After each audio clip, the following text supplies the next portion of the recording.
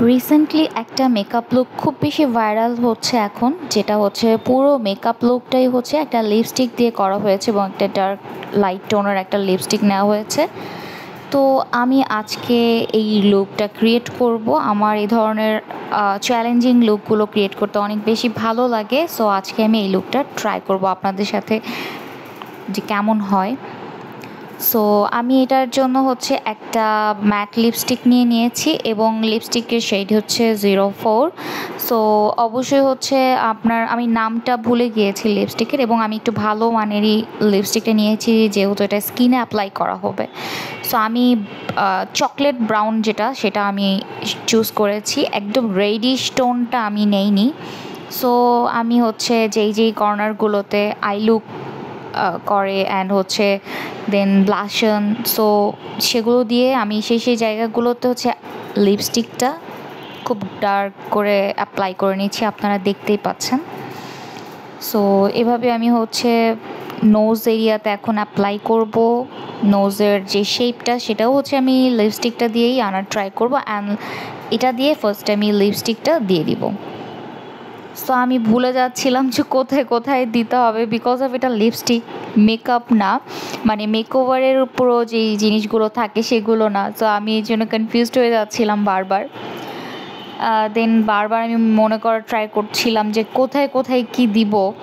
So আমি lipstick মানে start করলাম, লিপস্টিকটা ফার্স্টে দিয়ে নিব, দেন হচ্ছে আমি এগুলো ব্লেন্ড করব। সো আমার লিপস্টিকটা দেওয়া শেষ এবং এই কালারটা আমার কাছে এত ভালো লাগে, মানে আমি বলে বোঝাতে পারবো না, খুবই সুন্দর একটা টোন। তো এখন হচ্ছে আমি একটা ব্রাশ নিয়েছি, যে ব্রাশটা দিয়ে আমি হচ্ছে হালকাভাবে, আমি আমার স্কিনে খুব বেশি রাব করতে পছন্দ করি না, তো এটাতে স্কিনে প্রবলেম হয়, স্কিনের চামড়াটা ঝুলে যায়।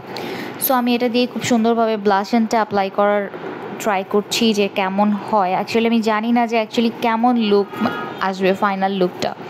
So let's try something different and beautifully.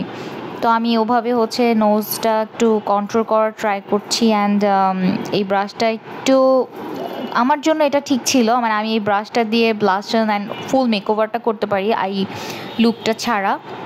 So এই ব্রাশটাতে আমি বেশি কমফোর্ট। সো আমি নোজ এরিয়াতে ট্রাই করছিলাম এটা দিয়ে খুব সুন্দর একটা শেপ আনার জন্য, অ্যান্ড দেন কপালের দিকের একটা হচ্ছে ডার্ক শেডটা টেনে নিচ্ছিলাম।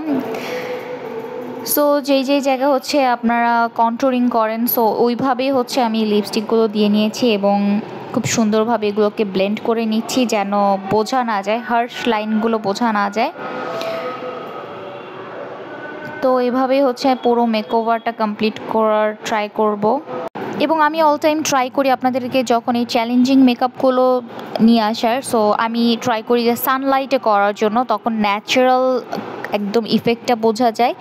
আমি এখানে কোনো রকমের লাইটস ইউজ করিনি, এটা পুরোটাই হচ্ছে ডেলাইটে করা। সো এই ডেলাইটের ইফেক্টটাই হচ্ছে যেমনটা ঠিক তেমনটাই আসছে।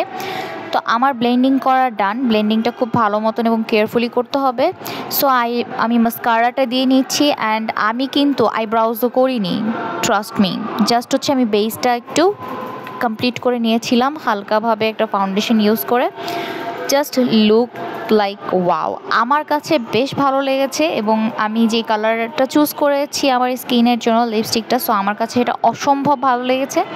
আই হোপ আপনাদেরও ভালো লেগেছে। আপনাদের ভালো লাগলে অবশ্যই কমেন্টস করবেন এবং আপনারা কিন্তু বাসায় এরকম হ্যাক্সগুলো ট্রাই করতে পারেন।